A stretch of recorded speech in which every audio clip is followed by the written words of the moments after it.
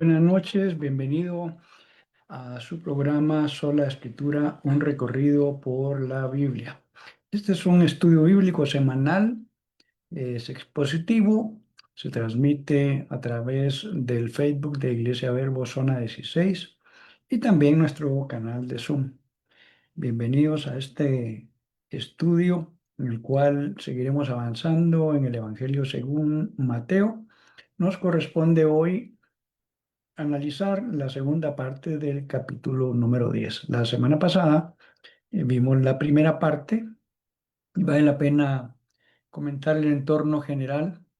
Jesús está enviando a 12 de sus discípulos a empezar a hacer ellos la tarea para la cual él vino y les había invertido ya bastante tiempo, por lo cual dice que nombra a 12 que denominó apóstoles. En este capítulo vamos a ver que les da instrucciones de cómo deben ir y presentar el mensaje, pero también les da algunas advertencias de cosas que ellos pueden esperar y que van a pasar a la hora de estar presentando el mensaje del Evangelio. Así que hoy vamos a iniciar nuestra lectura en capítulo 10 y el versículo 24.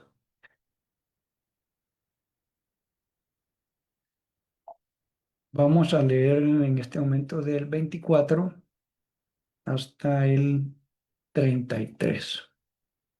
Así que lo vamos a poner por acá a la vista para aquellos que no tienen una Biblia a la mano para seguir el estudio, puede usted ir leyendo acá lo que ponemos en la pantalla. Vamos a leer la versión Reina Valera y dice de esta manera: el discípulo no es más que su maestro, ni el siervo más que su señor. Bástale al discípulo ser como su maestro y al siervo como su señor. Si al padre de familia llamaron Belcebú, cuánto más los de su casa. Así que no los temáis, porque nada hay encubierto que no haya de ser manifestado, ni oculto que no haya de saberse.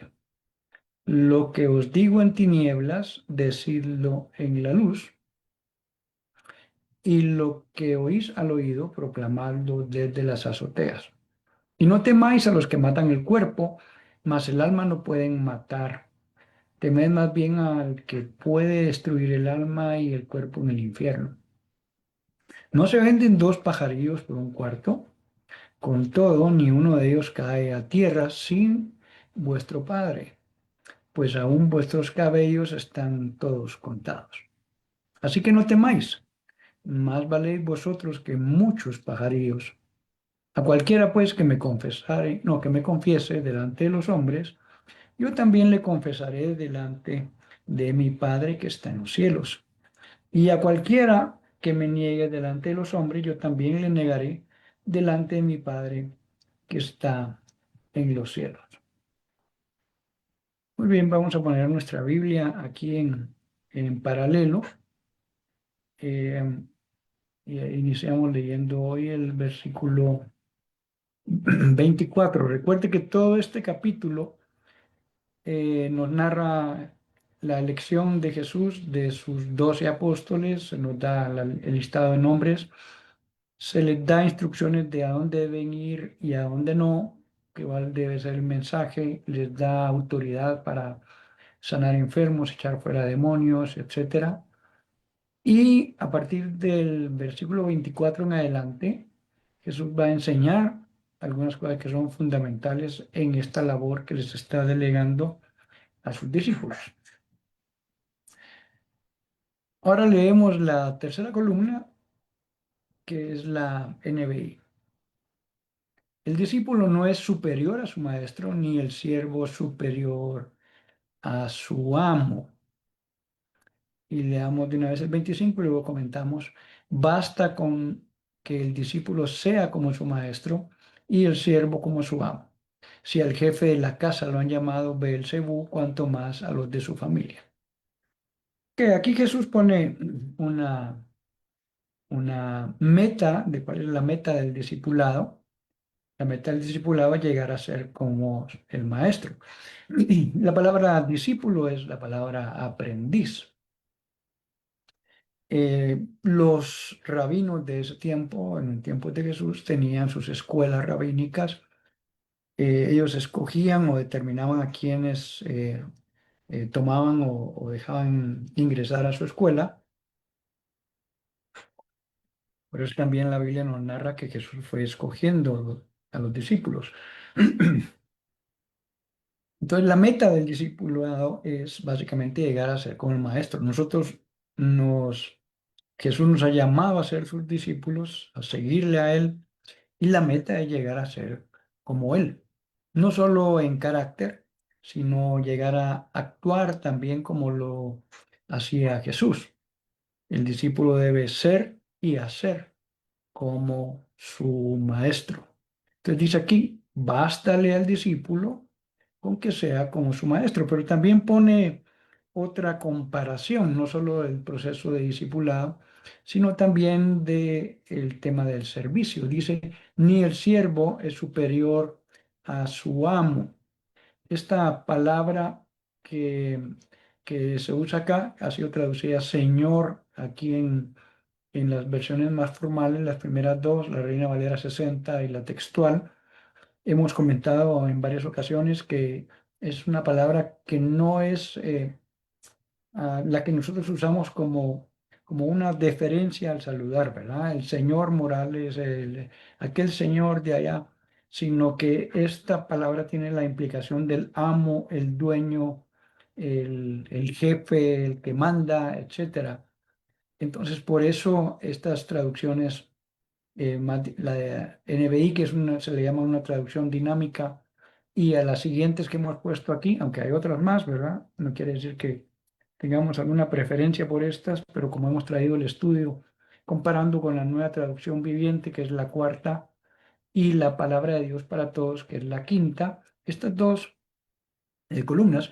Estas dos versiones son lo que se conoce como versiones de paráfrasis. Es interpretadas en ocasiones, hemos platicado de que se añade aquí alguna palabra que no está en la frase original en griego, no para cambiar el sentido, sino finalmente para que el lector que no está tan familiarizado con la Biblia pueda entender de mejor manera lo que se está hablando. Pero si usted se da cuenta, estas tres aquí han traducido en lugar de señor, amo, ¿verdad? Los esclavos no son superiores a su amo. Y uno entendería eso en el sí, si el que manda, el jefe de todo es el amo y los otros, los siervos, pues están para el servicio del amo. La otra palabra interesante acá, cuando dice siervo y los demás, algunas traducen esclavo, es la palabra doulos, que literalmente significa alguien que está en una función de sujeción, ya sea voluntaria o involuntariamente, un siervo que sirve a otra persona. Entonces, Jesús también dice en el 25 que el siervo, la meta del siervo es llegar a ser como su señor o como su amo. Y pone un comentario aquí que vale la pena mencionar, porque dice, si al jefe de la casa lo han llamado Belcebú, ah, déjeme ver, al amo de la casa han traducido acá. ah, Ujú. Cuanto más a los de su familia. ¿De qué se está refiriendo acá? Porque ustedes se recordarán que a Jesús los religiosos de su tiempo no le recibieron su enseñanza, más bien lo criticaban, lo señalaban y decían que por el dedo del diablo él hacía los milagros que hacían. No podían negar los milagros porque obviamente era algo eh, que mucha gente fue testiga, ¿no? Pero él decía, no, él por el dedo del diablo o de Belcebú, en este caso, es que hace los milagros que hace. Entonces Jesús está tomando este señalamiento de los religiosos para mencionar este tema. Si a mí me han dicho que yo hago lo que hago por el dedo de Belcebú, cuanto más al resto de la casa, quiere decir nosotros que somos sus hijos. Pero entonces dice, así que no los tema. Esta frase, vamos a ver aquí que se repite varias veces y es un énfasis de Jesús, no tema ni al hombre ni a las personas que pueden, como dice aquí, matar el cuerpo. Eh, si van a temer a alguien que sea el temor de Dios, eso es lo que está encuadrando, pero en dos ocasiones se repite esta frase, no, no tema. Bueno, es una oración, ¿verdad? Porque es un mandato, ¿verdad? Ah, así que no les tengan miedo, dice la NBI, porque no hay nada encubierto que no llegue a revelarse. Pues eso es importante, ¿verdad? Ya, en una ocasión escuchaba a alguien decir, si uno tuviera algo encubierto, por ejemplo, algo en su vida que no es algo que agrada a Dios, es mejor que nosotros lo saquemos a luz y no que necesariamente endurezcamos nuestro corazón hasta que Dios lo saque a luz, porque muy probablemente va a ser de, de vergüenza y no necesariamente de aliento para nosotros, sino va a ser un momento incómodo. Pero aquí no está hablando solamente de una cuestión de pecado que estuviera encubierta, pero sí lo implica, ¿verdad? No hay nada que esté encubierto, o sea, todo va a salir a la luz, eso es lo que le está diciendo Jesús. Y dice, no hay nada escondido que no llegue a conocerse. Esto nos debería a nosotros traer reposo en situaciones que no están muy claras, ¿verdad? Eh, en nuestra vida, en nuestro país, por ejemplo, ¿verdad? En Guatemala ha estado pasando en este tiempo por un proceso complejo, ¿verdad? Y uno no, humanamente a veces no sabe o no logra discernir en realidad quién está diciendo la verdad, si es que hay alguien que le está diciendo por completo y si no solamente es una verdad a medias, pero nos podemos apoyar en estos tipos de pasajes. Señor, tú has prometido que no hay nada oculto que no haya de manifestarse, que algo que está encubierto, que no haya de ser manifestado, saca a luz tú lo que sea necesario. Es una promesa. Y luego que Jesús dice, lo que les digo en la oscuridad, díganlo ustedes a plena luz. Ah, y aquí está hablando eh, eh, del periodo del día y la noche, literalmente. No está hablando de las tinieblas cuando habla del ámbito espiritual, ¿verdad? Que eso sería una contradicción de hablar de esta oscuridad en sentido figurado del mal. En general, en la Biblia las tinieblas y la oscuridad se asocian, son un tipo de las fuerzas del mal. Pero lo que está diciendo aquí Jesús es hablando de las dos partes del día. Lo que yo le estoy diciendo ahora que es de noche, díganlo ustedes a plena luz del día. Pues ese es el sentido de esto. Y lo que se le susurra al oído, clámenlo desde las azoteas. Interesante que, déjenme ver acá si... ujú,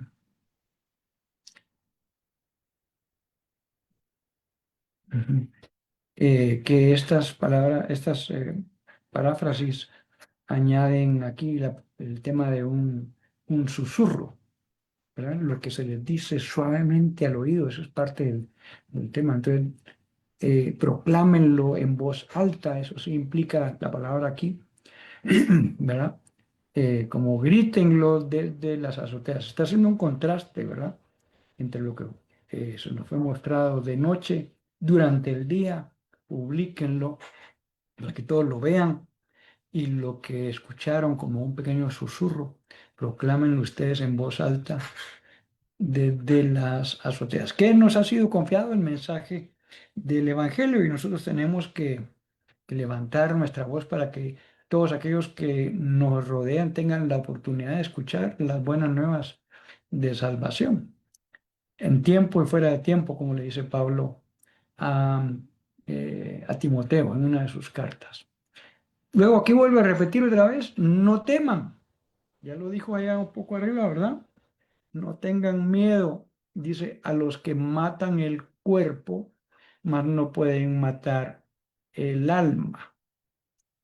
Tema más bien al que puede destruir el alma y el cuerpo en el infierno. ¿De qué se está refiriendo acá? Uno de los mayores temores, y por cierto, a un paréntesis, acá la Biblia dice que el temor del hombre pondrá un lazo.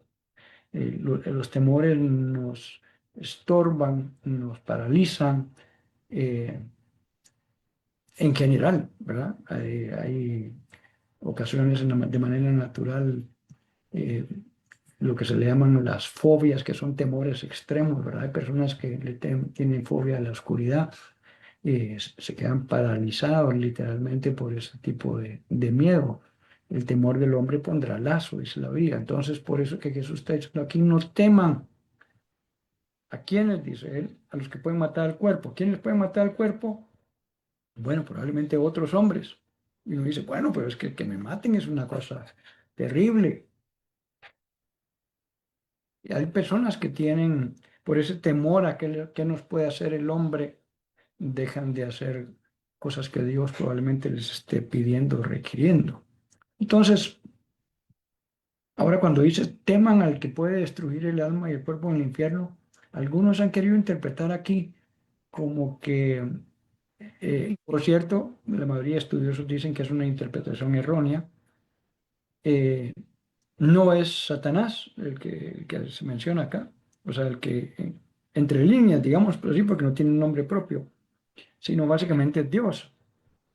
Es el que de acuerdo a nuestras acciones un día va a venir a juzgarnos y de acuerdo otra vez a nuestras decisiones y acciones, el veredicto un día va a ser dado, o vamos a tener vida eterna con Él o vamos a tener castigo eterno sin Él. Y dice aquí justamente usa esta palabra que se usaba desde ese tiempo. Vea la segunda columna, dice en la Gehenna. ¿Qué es esto de la Gehenna? Ahí en Jerusalén había un sector, un pequeño valle, donde era como el basurero, pudiéramos decir, de Jerusalén. Y entonces existía la costumbre de quemar la basura. Entonces en ese lugar continuamente salía humo y humo y era un círculo vicioso en el sentido de que llegaban a dejar nuevos desechos y estos eh, pues se alimentaban del fuego que estaba ahí y era un fuego que era de continuo. Entonces, esta, esta figura visual que ya tenían los que vivían en Jerusalén es el sentido cuando Jesús está mencionando acá y usando esta palabra, la palabra Gehenna. Por eso dice que ahí será el lloro y crujir de dientes, porque en ese lugar el sufrimiento nunca termina. Hablando de ese fuego que estaba de continuo en ese lugar, que era alimentada otra vez, como dije, por los desechos que los pobladores del lugar llevaban. O sea, a ese lugar se le llamaba Gehenna. Y ha sido traducido en muchas de nuestras Biblias como el infierno, un lugar de castigo continuo. Pero eso es en base a nuestras decisiones aquí en la tierra. Muy bien, dice, no se venden dos gorriones o dos pajarillos por una monedita. Déjenme ver acá, a ver si... ujú, sí. Eh, las versiones más formales dicen simplemente pajarillos. Las otras, algunas incluso mencionan, ¿verdad? Eh, una especie de ave, que son los gorriones. Déjenme ver una cosa acá. Sparrow es la palabra que usan en la traducción de la King James, la versión en inglés, ¿verdad? Ahora dice acá, o sea, eh, ¿qué está haciendo aquí la comparación? Jesús dice, una pequeña moneda que vale muy poco se pueden comprar dos pajarillos, ¿verdad? En el mercado, en el templo, se recuerda usted que ellos habían hecho del templo un lugar simplemente de venta en lugar de ser un lugar de búsqueda del Señor. En el templo era común que vendieran los animalitos que eran requeridos para hacer los sacrificios. Imagino que a alguien se le habrá ocurrido, bueno, pero si yo también puedo vender ahí otros animalitos que no necesariamente son para el sacrificio, sino que la gente, mascotas o no sé qué otro tipo de cosas, ¿verdad? Porque al final de cuentas ya habían convertido todo eso en un mercado. Entonces lo que está diciendo Jesús es, esos pequeños pajarillos no se venden por una moneda que también es insignificante. Y dice, sin embargo, ninguno de ellos caerá a tierra sin que el Padre lo permita. O sea, Dios tiene no solo nuestra vida, sino toda la creación en sus manos. Eh, ¿Por qué los planetas no se desalinean? ¿Por qué tantas cosas a nivel de la creación de Dios que son tan perfectas? Porque Dios lo tiene todo bajo su perfecto control. A él no se le sale nada de su conocimiento y de su control. Entonces, esto es una cosa que viene a fortalecer la oración anterior que decía, no teman si Dios no permite que estos pajarillos caigan a tierra sin que sea su voluntad. Y luego añade acá un ejemplo ya directo para nosotros. Y Él les tiene a ustedes contados aún los cabellos de la cabeza. Y el ejemplo que está usando acá es que, bueno, en mi caso usted podría decir, bueno, pero a usted ya es más fácil contar los cabellos porque ya no tiene mucho. Pero de manera natural, ¿cuántos cabellos podrá tener una persona? Sería una buena pregunta para hacerle a la inteligencia artificial. Póngala por ahí, se va a dar cuenta de unos datos interesantes. ¿Jesús está yendo al punto literal? No. O sea, ¿qué está diciendo? Dios tiene conocimiento y tiene cuidado de nuestras vidas. Así que no teman, ¿verdad? Por eso vuelvo a repetir en el 31. Así que no teman. Ustedes valen mucho más que esos dos pajarillos. Este tipo de contrastes y comparaciones las hace Jesús en varias ocasiones, ¿verdad? Miren los lirios del campo que no hilan y se visten con gran hermosura. Cuanto más el Señor nos va a proveer a nosotros el vestido y todo lo demás. Eh, es usando lo natural que tenía a la mano, Jesús hace comparaciones sumamente sabias para traernos a nosotros enseñanza. Aquí lo que les está diciendo de fondo es, no tengan miedo. Valen más que muchos pajarillos, no solamente que estos dos, ¿verdad? Y dice después, a cualquiera que me reconozca, yo lo reconoceré también delante de mi Padre. En las versiones formales dice, a cualquiera que me confiese. Déjame ver la palabra aquí ajá, ok. Esta es una palabra interesante. Y el sentido, voy a explicar un poquito esto de la confesión. Muchos creen que confesar es nada más confesar algo negativo, ¿verdad? Confiesa tus pecados o lo que fuera. O si tú hiciste alguna mala obra, confiesa lo que hiciste, ¿verdad? Que está oculto. La palabra confesar en el sentido más simple de lo que la palabra griega, que es homologeo. Entonces recuerda que tenemos una palabra en español que es homologar, que es como poner algo a la misma altura de otra cosa.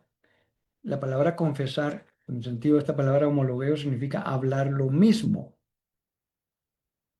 ¿Cómo así? Bueno, mire pues, supóngase que yo hubiera robado algo que no es mío. Entonces, confesar es hablar las cosas como son. Decir, ok, yo me robé este lapicero. No, no argumentar, decir, bueno, fíjense que sí, yo lo tengo, pero en realidad no me lo quería robar, sino que lo tomé prestado, o empiezo a poner un montón de excusas o algunas cosas colaterales a lo que realmente pasó, que era que yo deseaba quedarme con algo que no era mío. Confesar es hablar lo mismo Entonces, en este mismo caso que estoy poniendo, ¿cómo se le llama a una persona que toma lo que no es propio? Es un ladrón. Yo puedo homologar, hablar lo mismo, decir, si yo me robé esto, yo soy un ladrón. En ese nivel está lo que se llama realmente confesar. Hablar las cosas tal como son en la misma dimensión, que ocurrieron en la misma dimensión que Dios incluso las conoce. ¿Verdad? Yo conozco personas hablando de este tema que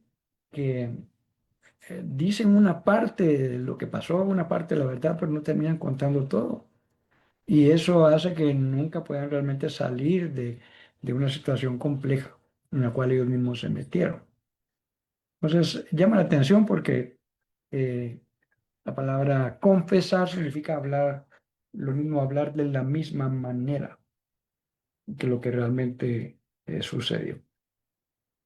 Ah, pero cualquiera que me desconozca o que me niegue, dice las personas más formales, delante de los demás, yo también le desconoceré delante de mi Padre que está en los cielos. ¿Y por qué será que aquí en la NBI usaron la palabra conocer en lugar de negar? Me llama la atención y me recuerda, ahorita se me viene a la mente, aquel pasaje donde algunos dicen, en aquel tiempo vendrán muchos y me dirán, Señor, Señor. Pero si no hicimos milagros en nombre tuyo, pues, y no eh, tal cosa, hasta profetizamos en nombre tuyo. Y él va a decir, apártense de mí, nunca los conocí. Y el sentido de aquí, esta palabra desconocer es no conocer, o alguien que antes conocía, dice, no, te desconozco, ya no. En el caso de herencia, algunas cosas así, de padres hacia hijos, dicen, no, ya no te considero más como mi hijo, no vas a ser parte de los receptores de la herencia, te desconocen. Y este punto está interesante porque no solamente es negar per se, aunque eso es, en el fondo es lo que va a pasar. Si yo niego a Cristo, pues dice aquí que Él me va a negar delante del Padre. Es una cosa eh, bien profunda. Vamos a leer el siguiente párrafo. Ah, está el 33. Ahora vamos a leer del 34 al 39. Dice, no penséis que he venido para traer paz a la tierra. No he venido para traer paz, sino espada. Porque he venido para poner en disensión al hombre contra su padre, a la hija contra su madre y a la nuera contra su suegra. Y los enemigos del hombre serán los de su casa. El que ama a padre o a madre más que a mí no es digno de mí. Y el que ama a hijo o a hija más que a mí no es digno de mí. Y el que no toma su cruz y sigue en pos de mí no es digno de mí. El que haya su vida la perderá, y el que pierda su vida por mi causa la hallará. Bueno, leamos esta otra porción súper interesante, del 34 al 39. Ahora con nuestras Biblias en paralelo. Ok. Jesús hace una afirmación aquí fuerte. Primero porque él en ocasiones anteriores ya lo había dicho. Él afirmó, si alguno quiere venir en pos de mí, niéguese a sí mismo, tome su cruz y sígame. Y está hablando entonces del costo, de lo que significa realmente seguir a Jesús. La cruz estaba asociada desde ese tiempo, era la forma en que los romanos ejecutaban la pena capital, era por crucifixión. Los judíos, en contraposición, ejecutaban la pena capital por apedreamiento. Cuando lleguemos al final de este evangelio, vamos a también mencionar algo que llama la atención. ¿Por qué Jesús no murió por apedreamiento, sino por crucifixión? Primero porque fueron los romanos que lo ejecutaron, ¿no? Pero también porque había algo que se tenía que cumplir dentro del plan de salvación, para que Él pudiera llevar nuestros pecados, hacerse maldición por nosotros. Él tuvo que hacerse maldición por una escritura que decía que era maldito el que fuera colgado de una cruz o de un árbol. Básicamente eso sucedió de esta manera para que Él pudiera llevar los pecados de toda la humanidad. Entonces, ¿qué estamos comentando aquí? Jesús les deja ver a sus discípulos desde el principio que ah, seguirle a Él no es una cuestión simplemente, sí, sí, ¿verdad? Sino que tiene unas implicaciones fuertes. Y aquí entonces les va a advertir a sus discípulos de qué cosas pueden pasar si hay personas que deciden seguir a Cristo, pero su prójimo, sus familiares, su círculo de relación no están en ese mismo entendimiento, va a haber un choque, no va a haber armonía, sino más bien espada, división. Y Él les dice, no crean que he venido a traer paz. Y uno dice, bueno, pero no es el príncipe de paz. Sí, pero incluso Jesús dijo, la paz que yo les doy no es como la que el mundo les ofrece. El mundo piensa que la paz es la ausencia de guerra, pero a veces en el interior del corazón del hombre hay una guerra interna tremenda. No hay una guerra de violencia externa, pero adentro no hay paz. La paz que Jesús vino a dar inicia en el corazón del hombre. No puede ser solamente externa, sino debe iniciar en el corazón del hombre. ¿Cómo? La Biblia dice que el reino de Dios es justicia, paz y gozo en el Espíritu. Tres cosas, justicia, paz y gozo. Y dice que el fruto de la justicia, que es el primer paso de esto, será la paz.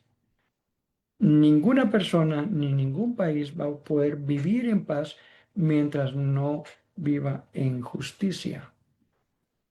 Y obviamente hablamos también no solo de la justicia de los hombres, sino básicamente la justicia de Dios, hacer lo que es correcto y justo delante de Dios. Por esa razón Jesús está diciendo aquí, yo no vine para traer paz, más bien vine a traer espada, o desacuerdo. ¿Para qué hace una espada? Hace una división entre algunas partes. Porque he venido a poner conflicto al hombre contra su padre, a la hija contra su madre y a la nuera contra su suegra. ¿En qué sentido? Entonces, ¿de qué está hablando Jesús? Vino a traer división en la familia. A él no le gusta la unidad en la familia. Bien, pero el hecho de tomar una decisión por seguirle a él radical, en ocasiones va a provocar que los que están más cerca de nosotros sean los que nos critiquen, sean los que nos señalen, y en algunos casos, incluso como dice en este pasaje y en otros, sean los que nos vayan a entregar incluso. En el caso leí el otro día el testimonio de un muchacho judío que se convirtió al cristianismo. Para los judíos, no quiero decir para todos, pero es casi que el estándar de esto, ¿no? Un judío que se convierte al cristianismo lo desheredan, lo desarraigan, lo echan, lo señalan, su misma familia. Y dicen, ¿cómo es posible que nos hayas traicionado en nuestras tradiciones religiosas de nuestros padres? Es bien fuerte. Probablemente en nuestros países, en Latinoamérica, eh, esta afirmación de Jesús nos cueste un poquito entender. Que, bueno, sí está bien, mi mamá se enojó un poco porque ella de tradición es católica, pero yo me convertí a Cristo y no, pero estamos hablando de que en muchos casos va a ser tan radical que aún los propios de su familia van a ser los que entreguen, lo menciona la Biblia, ¿verdad? Para persecución y para juicio a aquellos que han confesado el nombre de Jesucristo. Los enemigos de cada cual serán los de su propia familia. Y está hablando en términos de convicciones religiosas. ¿Cuántos van a estar dispuestos aún a sufrir esto con tal de no negar a Jesús, como dice, porque entonces nos va a negar delante del Padre, con tal de realmente pagar el precio completo? A algunos les ha tocado en sus familias sufrir eh, este tipo de señalamiento y persecución, y otros, gracias a Dios, voy a decir, no es una garantía ipso facto, inmediata, eh, que si yo me convierto al Señor, ¿verdad? Toda mi familia va a tener que venir al Señor, ¿no? En ocasiones eso no, no llega a suceder, es el buen deseo de todos. Y usted puede decir, bueno, pues y aquel versículo que dice, cree en el Señor Jesucristo, tú y tu casa serán salvos, aplicó específicamente en ese momento para, ¿quién era? Para Cornelio. Cornelio creyó y toda su casa, pero no es una garantía per se. Nosotros debemos hacerlo y creer y orar por ellos y todo. Porque si no, simplemente dirían, ah, bueno, con uno que se convierta en cada familia, ya el mundo va a ser salvo de esa manera. No, no llega a suceder así. En ocasiones hay personas que eh, tristemente nunca toman una decisión por seguir a Jesucristo.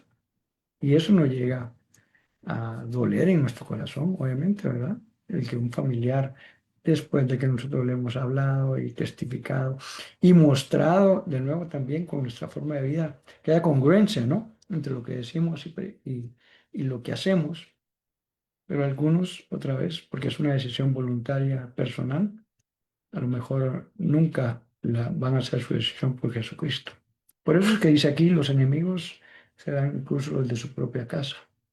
El que quiere más a su padre o a su madre, más que a mí, no es digno de mí. Y el que quiere a su hijo o hija más que a mí, no es digno de mí. Aquí no está hablando Jesús de que no tengamos amor filial y amor hacia los padres. Eh, no, de hecho la Biblia dice, honra a tu padre y a tu madre para que te vaya bien en la vida, pero lo que está haciendo es comparando este tema. Si alguien ama más X cosa, y en este caso está hablando de, de los padres o los hijos, depende del caso en que estemos, más que a él, ese es el punto. O sea, Jesús nos está llamando a ser radicales en cuanto a que Dios debe ser la prioridad en todo, sobre cualquier cosa de nuestra vida, incluso nuestra, nuestros papás o nuestros hijos. Por eso dije, no lo saquemos de contexto, en el sentido de que usted ame a Dios y que sus papás o sus hijos miren cómo salen. No, no. Pues que nada en el mundo esté por encima de nuestro llamado a servirle y a ser radicales en cuanto a lo que amamos. Y si el que no toma su cruz otra vez y me sigue, no es digno de mí. Para la gente que estaba escuchando en ese momento a Jesús acá, estaba muy claro de que le está hablando de morir. La cruz no era un asunto de adorno como a veces lo usamos ahora, un símbolo de identificación de donde hay una iglesia. Era un símbolo de muerte. No estoy en contra de personas que llevan un crucifijo en una cadena, convicción muy personal. Pero alguien decía un día, bueno, llevar una cruz es como llevar una ametralladora aquí colgada. Y me diría, pues, ¿cómo así? Sí, era un instrumento de castigo, de muerte. Claro que también nos recuerda de que nuestro Señor y Salvador Jesucristo estuvo dispuesto a morir en la cruz, una muerte muy cruenta, de gran vergüenza públicamente, con tal de comprarnos y rescatarnos de la forma que estábamos viviendo. Pero no estamos hablando que es una forma nada más. Los que estaban escuchando a Jesús aquí sabían que era un instrumento de castigo de los romanos que implicaba morir. Entonces, si quiere quitarle la figura aquí y el que no esté dispuesto a morir a sí mismo y me sigue, no es digno de mí, ¿verdad?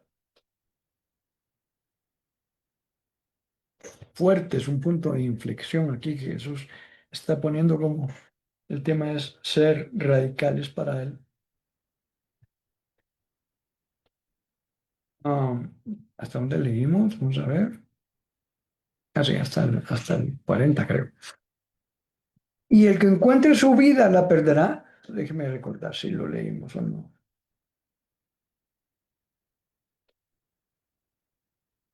Sí, hasta el 39 leímos, ¿no? Perdón, es que me voy a cambiarme al siguiente bloque sin haber concluido este. Sí, Y el que encuentre su vida la perderá, y el que la pierda por mi causa la encontrará. De nuevo, aquí está Jesús poniendo un contraste entre dos cosas, ¿verdad? Si yo quiero salvar mi vida, en realidad la voy a perder. Eso que Jesús está diciendo. Y hay muchos que tratan de salvar su vida, queriendo o creyendo saber qué es lo que deben o lo que no deben hacer a lo largo de la vida. Toman sus decisiones sin tomar en cuenta a Dios, con quién se casan, qué estudian, dónde viven, etcétera. Cuando en realidad Dios se deleita en que nosotros dependamos de tal manera de Él. Porque aquí viene un tema interesante. En el principio, en Génesis, el pecado original de Adán y Eva, bueno, fue la desobediencia, obviamente, pero ¿por qué específicamente de la instrucción del árbol del conocimiento del bien y el mal? No coman porque el día que coman se van a morir. Y ellos, ¿se recuerda usted? Decidieron desobedecer, comieron de ese árbol. ¿Por qué en particular de ese árbol? Pues porque no fue otro árbol.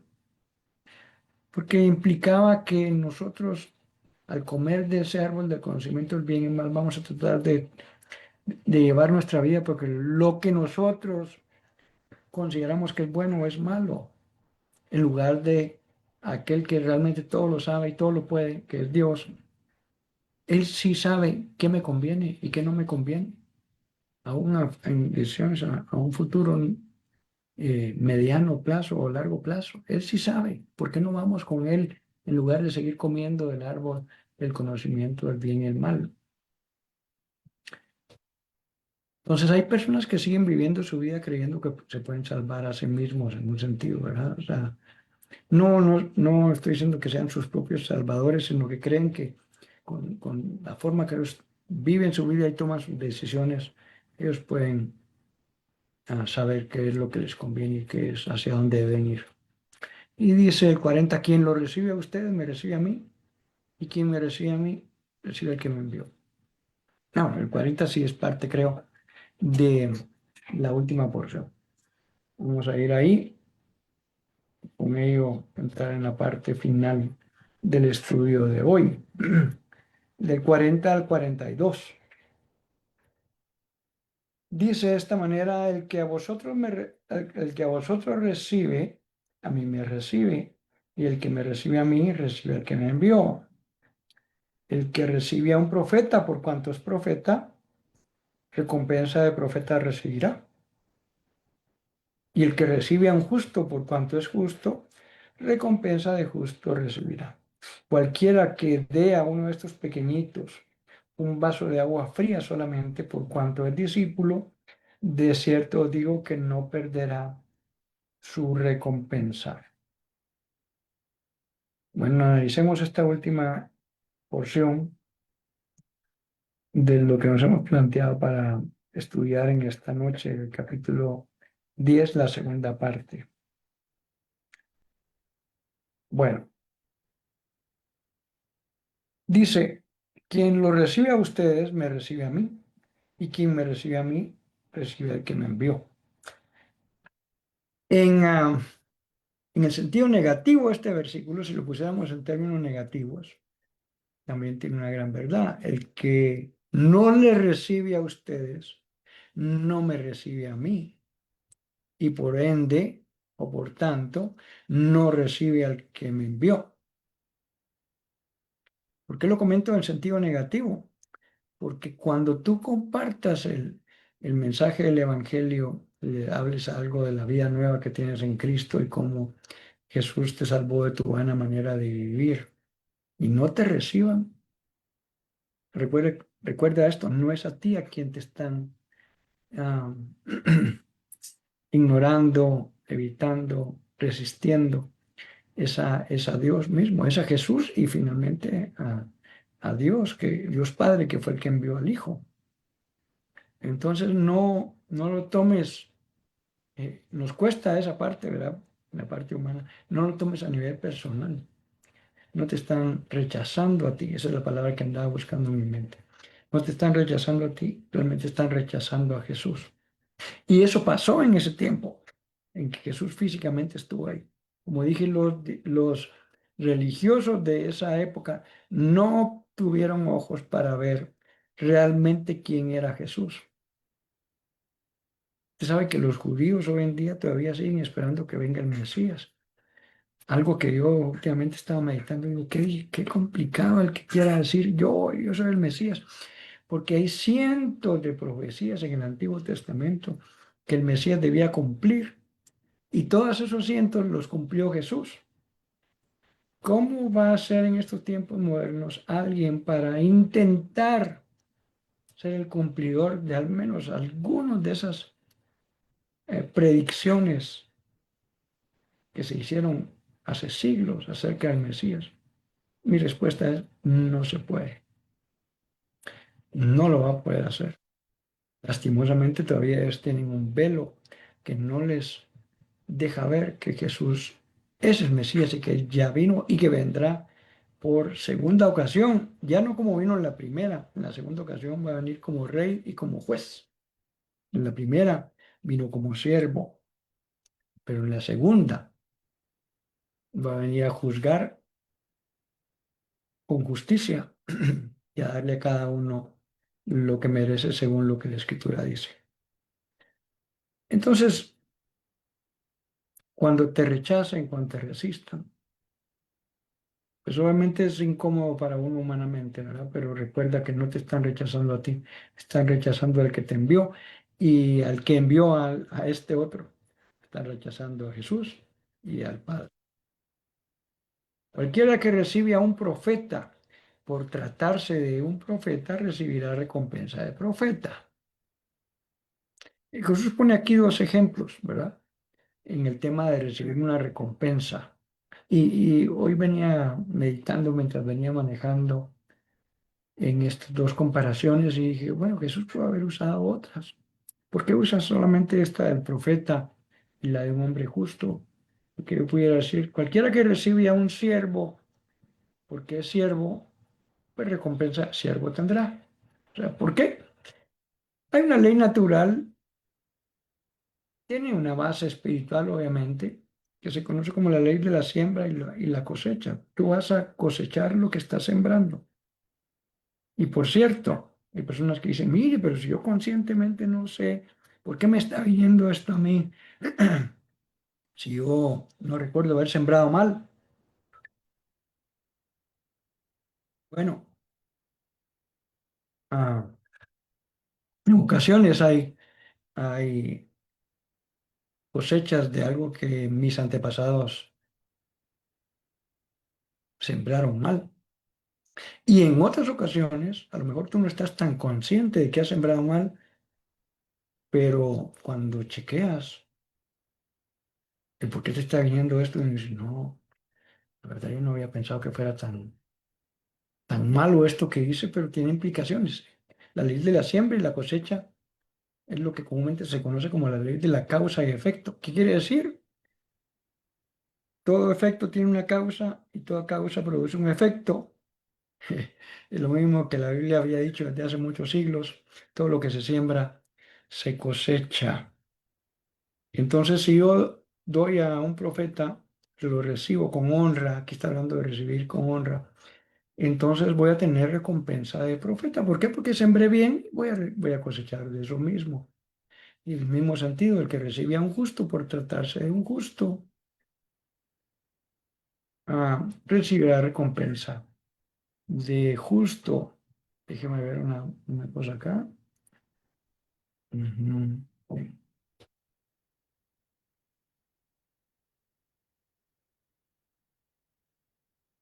Al final que Jesús está enseñando aquí es, vas a ser recompensado en base a lo que sembraste.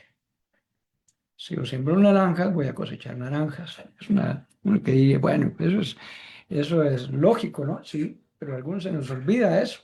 O pensamos que,